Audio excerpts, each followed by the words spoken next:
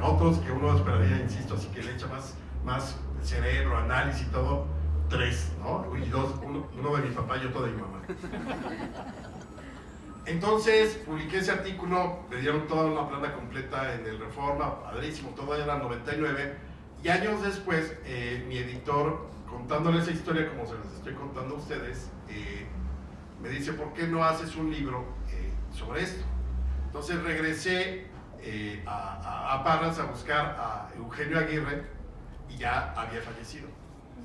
Entonces, por fortuna me topé en ese viaje a Parras con la hija de él, la nieta de él, Pati Aguirre se llama, y me dijo, oye, pues mi papá ya falleció, pero ¿por qué no hablas con mi tía, la hermana de su papá, la otra hija de Gustavo, que además para mi beneficio vivía en la Ciudad de México?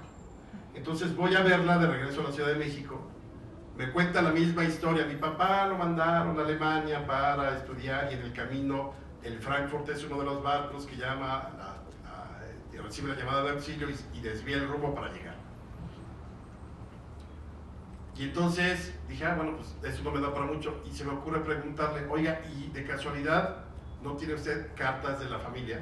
Ya en ese momento yo ya sabía, obviamente, que Gustavo era hermano de Luis, de Adrián y Eugenio, que son los otros hermanos que comentaba Rey de Cel.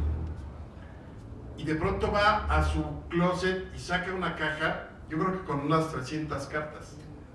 Entonces yo así casi lloro de alegría, porque además era exactamente en este asunto de lo epistolar, todas las cartas, y creo que sí lo perdimos, y ya lo perdimos para siempre, porque pues, hoy uno borra el mail, cuando escribes mucho es por mail, ¿no? El correo electrónico, pero ya cambias de computadora, muchos se pierden. Yo creo que ahí perdimos muchísimo en el momento en que la tecnología, y más cuando pones un emoji de carita así, de sonrojado, o que tiene hambre, etcétera, ¿no? Pero la tradición epistolar, híjole, creo que nos dio muchísimo, y afortunadamente hay muchos archivos que hay que revisar con cartas y eso, pero yo creo que para el futuro tendremos que buscar otro tipo de instrumentos o empezar a tratar de salvar y recuperar esos archivos digitales con los correos electrónicos, pero se perdió el escribir a mano y llevarlo al correo y recibirlo y todo. Entonces la correspondencia era una cosa asombrosa. Venían muchísimas cartas de Gustavo ya desde allá, ya no hablaba del Titanic, sino habla de cómo le va cuando llega a Alemania, con quién se hospeda, su amigo segundo, que además era, ahí pongo, el sabelotodo, el típico que tú le decías, oye, no, acabo de correr un maratón, yo lo hice descalzo, ¿no? Siempre te superaba.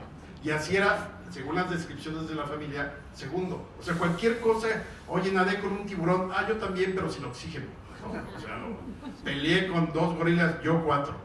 Salté en paracaídas, yo también, pero sin paracaídas. Era el típico así. Pero pues era muy amigo de Gustavo. Entonces, las cartas de él es que si la renta, que si no le alcanzaba, que si extrañaba a México y todo. Y la mamá, desde México, le está contando, tu hermano Eugenio se acaba de ir a combatir a Orozco. Adrián es diputado de la 26 legislatura, la primera, digamos, ya de oposición propiamente, más bien que había ganado democráticamente las elecciones y que era partidaria de Madero. Luis es el secretario particular de Gustavo. Entonces, ahí fue donde dije, pues hay que contar la historia como cruzando las cartas. Entonces, yo utilizo mucho las cartas, pero más bien voy narrando lo que le está sucediendo a cada uno de los miembros de la familia, ya a Gustavo, a lo largo de todo este periodo. Pero me gustó mucho todo este asunto del Titanic, porque nosotros sabíamos que el único mexicano que tenía relación directa con el Titanic era Manuel Uruchurtu, el sonorense, que muere en el Titanic. Yo siempre dije que quizá lo castigó Dios, porque Manuel Uruchurtu era diputado en el Congreso y las sesiones empezaban el 1 de abril.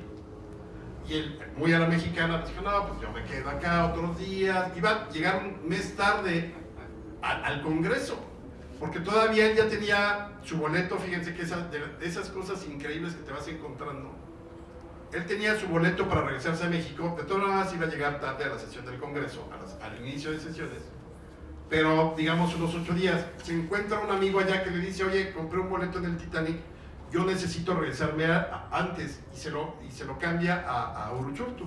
Entonces Uruchurtu se sube y se muere. Y hubo incluso en el Congreso, eso, revisando la prensa de esos días, hubo una sesión solemne para recordarlo.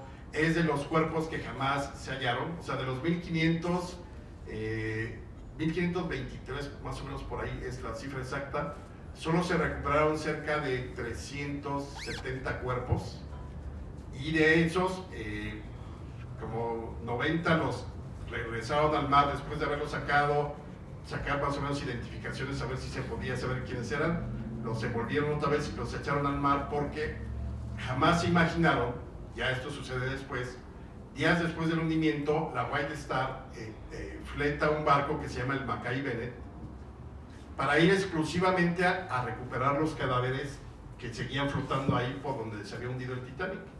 Y jamás se imaginaron que hubiera tantos, era un barquito pues, que no tenía las dimensiones del Titanic, tenía toneladas de hielo, porque por ejemplo todo el mundo preguntaba ¿por qué el Frankfurt en el que va Gustavo, si llegó ahí, por qué no cargó cuerpos?